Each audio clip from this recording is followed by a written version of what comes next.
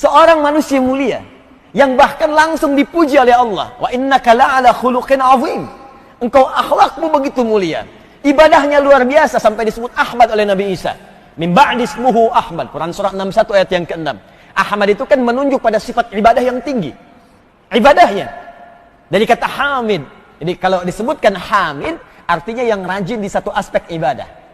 Misal, maaf ya, ada orang rajin tahajud. Tapi untuk puasa sunnah belum konsisten. Itu hamid.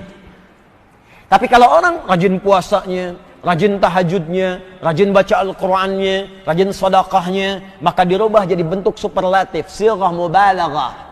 Ya, bentuk mubalaghah, af'al tafdhil untuk menunjuk keutamaan. Dari hamid jadi Ahmad. Ahmad. Kalau ingin menunjuk pada aspek sosialnya, ya, maaf, rajin berbagi, jujur, sabar, tawadhu, rendah hati, ya, maka kalimatnya kalau di satu aspek saja disebut Mahmud namanya. Mahmud. Orangnya jujur tapi kurang sabaran. Jujur iya, sabar enggak. Ya. Misal, itu satu aspek disebut apa? Mahmud. Sabar iya, jujur enggak. Ya, sabar memang, cuman sabarnya dipakai untuk mencuri. Yuk, sabar nungguin orang takbir, begitu takbir ambil tasnya, ya. Nah, itu satu bagian. Tapi kalau kemudian digunakan pada aspek yang baik seluruhnya dan banyak terkumpul, maka dirubah kalimatnya menjadi bentuk superlatif, sighah mubalaghah. Dari Mahmud jadi Muhammad. Dan Nabi Muhammad memiliki keduanya, Muhammad dan Ahmad. Muhammad disebutkan 4 kali dalam Al-Quran. Quran surah ketiga ayat 144, Quran surah ke-33 ayat ke-40, dan Quran surah ke-47 ya, dengan namanya ayat yang kedua, serta Quran surah ke-48 ayat ke-29. Muhammadur Rasulullah. Dengan Ahmad sekali disebutkan. Jadi Muhammad menunjuk aspek sosial, Ahmad menunjuk aspek untuk ibadahnya, ritual. Dua-duanya sempurna, tinggi, sampai kata Nabi Isa kenapa menyebut Ahmad? Karena Nabi Isa itu punya kemiripan di aspek Muhammad, baik pribadinya, sangat mulia, ajaran kasihnya tinggi. Nabi Isa Al-Masih, Yesus, seorang nabi, manusia, nabi, itu punya kemuliaan, di antaranya sifat kasih sayang yang dalam. Ajaran kasihnya tinggi. Makanya saya sering katakan sebuah kisah, beliau lewat dengan murid-muridnya, begitu lewat kemudian, di samping satu sungai, yang sedang mengalir itu ada bangkai binatang, yang sudah membusuk. Kata muridnya, guru ini bau sekali bangkai ini.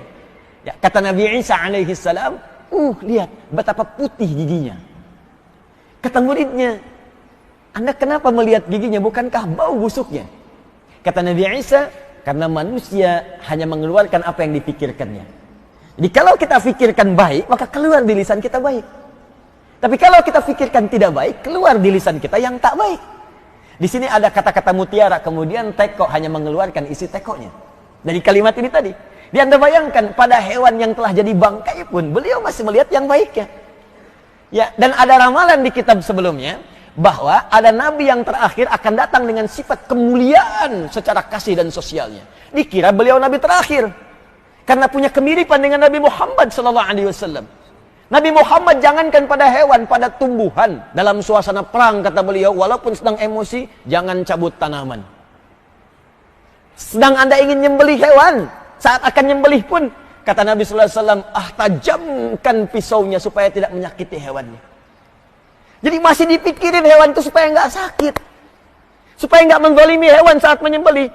Memang fitrah dia disembelih, tapi bagaimana menyembelihnya supaya nggak zalim? Tajamkan. Bahkan dalam menajamkan pun dalam fikih nggak boleh depan hewannya. Sabar ya, tunggu sebentar, nggak sakit kok. Nah, itu nggak boleh. Itu Anda bayangkan, sifatnya demikian. Makanya kata Nabi Isa, nabi terakhir bukan saya. Ada yang lebih hebat dibandingkan saya. Ada yang lebih mulia dibandingkan saya. Yang tidak akan tertandingi amalannya oleh nabi-nabi sebelumnya. Dialah Ahmad, menunjuk pada aspek ibadahnya kepada Allah. Tafsir paling baik di Al-Bukhari tentang kalimat ini. Nomor hadis 2008 sampai 2010. Khususnya dari hadis riwayat Sayyidah Aisyah radhiyallahu taala anha. Ketika ditanya oleh para sahabat, kaifa kanat salatun Nabi sallallahu alaihi wasallam? Bagaimana sifat salat Nabi khususnya di salat malamnya? Kata Sayyidah Aisyah, kalimat pertamanya, la tas'al an husnihinna wa qulihinna. Kalimat pertamanya. Jangan tanyakan bagaimana panjang dan bagusnya, susah diikutinya. Nekat diikuti kemudian harinya. Ya. Ada Hudzaifah al-Yamani. Ya, ada Abdullah bin Mas'ud, ada Ubay bin Ka'ab. Datang mengikuti Nabi. Allah memang enak. Salat di belakang Nabi. Satu rakaatnya 100 ayat Al-Baqarah.